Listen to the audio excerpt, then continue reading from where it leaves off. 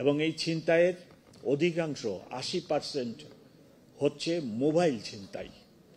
আপনার বাসে, প্রাইভেট কারে যখন জানলা খুলে একজন যাত্রী যাতায়াত করেন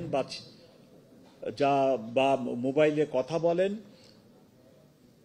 এই ছেলেগুলা রাস্তার পাশ থেকে এসে মোবাইলটা নিয়ে দৌড় দেয়। এদেরকে হাতে নাতে ধরা অত্যন্ত কঠিন কাজ।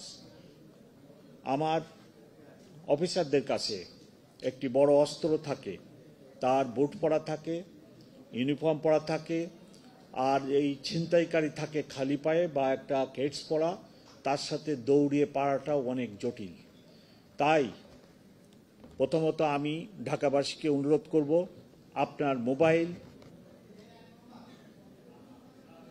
যারা মহিলারা যারা পার্স ব্যবহার করেন, আপনার পার্স বা হ্যান্ডব্যাগ আপনি নিজের নিরাপত্তায় ভালো করে রাখার চেষ্টা করেন। আমরা আপনাদেরকে এই ব্যাপারে সাহায্য করব, কিন্তু নিজের ব্যক্তিগত ব্যাগ এবং মানি ব্যাগ, পার্স, মোবাইল নিজে একটু নিরাপদে রাখার চেষ্টা করবেন।